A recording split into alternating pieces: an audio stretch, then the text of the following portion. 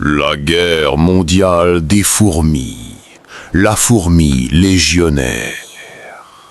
Subscribe now.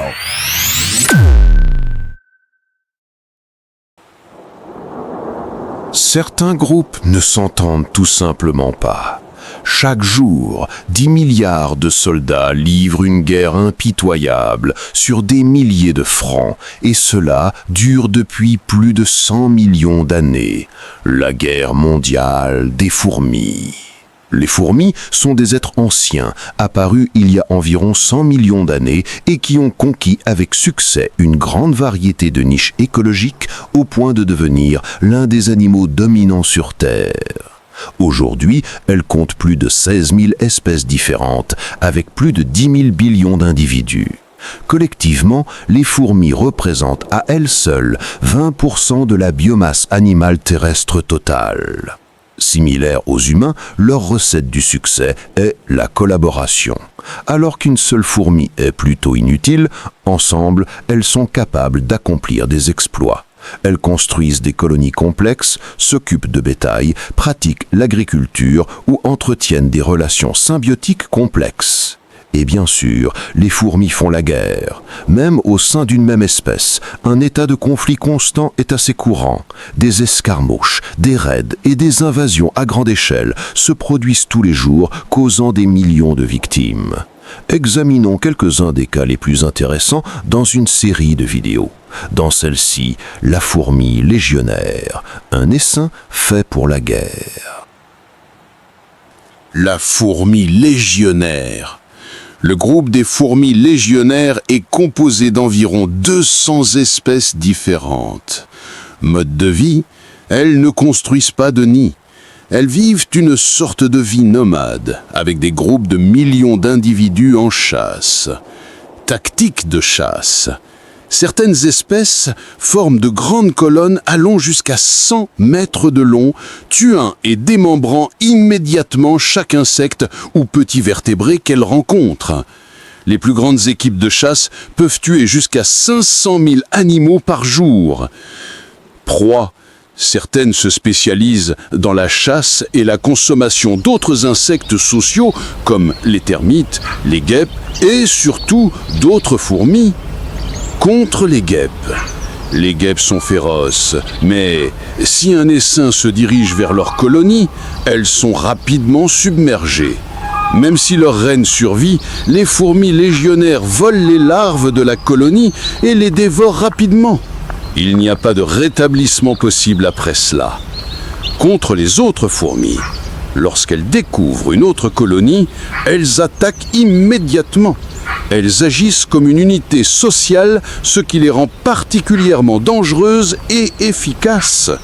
Individuellement peu impressionnantes, elles submergent leurs victimes par le nombre avant qu'une défense efficace ne soit montée. Les invasions sont généralement remportées par les attaquants et la colonie proie est gravement endommagée ou exterminée. Fait intéressant, les fourmis légionnaires ne se battent pas entre elles. Lorsque deux essaims se rencontrent, ils se croisent en s'ignorant ou s'éloignent, ce qui est logique d'un point de vue évolutif. Les défenses contre les fourmis légionnaires. Les fourmis légionnaires sont si mortelles que d'autres espèces de fourmis ont dû se spécialiser pour survivre à leur présence. 1. L'évacuation.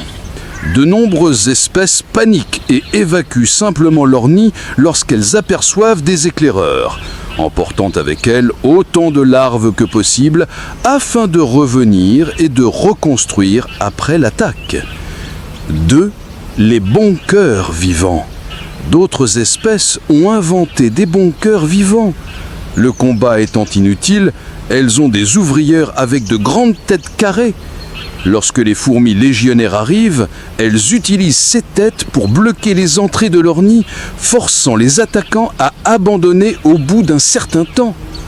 L'ennemi juré, les fourmis coupe-feuilles. Mais tout le monde n'a pas peur des fourmis légionnaires. La société coupe-feuille. Les fourmis coupe-feuilles forment l'une des sociétés les plus vastes et les plus complexes de tous les animaux à part les humains.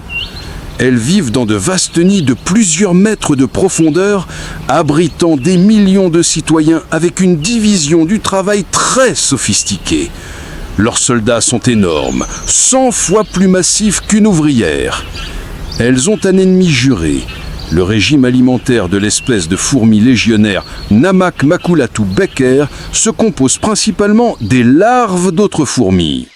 Elles ont une caste de soldats plus robustes et sont les seules espèces connues capables d'attaquer avec succès une colonie mature de fourmis coupe-feuilles. La bataille. Lorsqu'elles trouvent une colonie de coupe-feuilles, des centaines de milliers attaquent en longue colonne. Mode crise.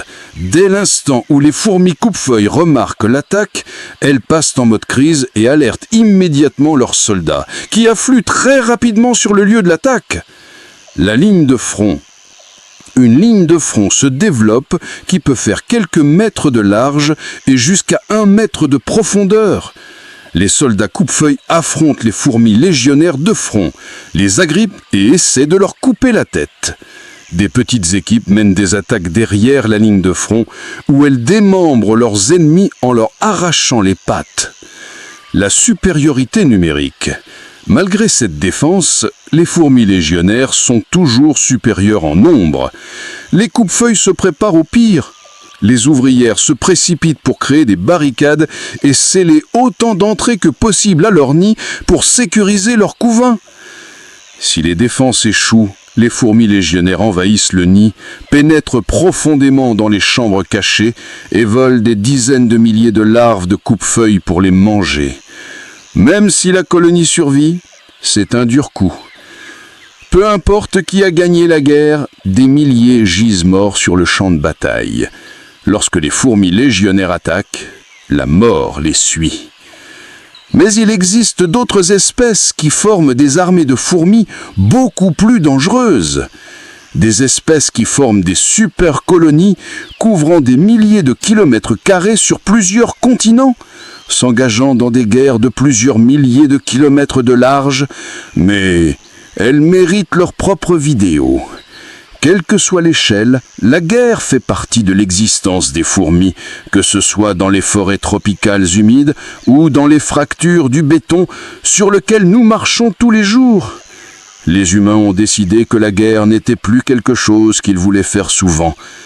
Pour les fourmis, cependant, l'autre fourmi sera toujours l'ennemi. La prochaine fois que vous penserez aux fourmis, souvenez-vous des légionnaires. Elles ne sont pas de simples insectes, mais une force de la nature, une civilisation nomade et impitoyable qui arpente les forêts du monde depuis des millions d'années. Une armée aveugle qui voit tout. Un empire sans frontières, une leçon de coopération et de survie à l'état pur. Le monde des fourmis est bien plus complexe et spectaculaire qu'on ne l'imagine.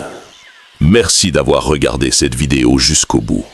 Si vous avez été aussi captivé que moi par l'incroyable histoire des fourmis légionnaires, n'hésitez pas à laisser un pouce bleu et à vous abonner pour ne manquer aucune de nos prochaines explorations du monde sauvage.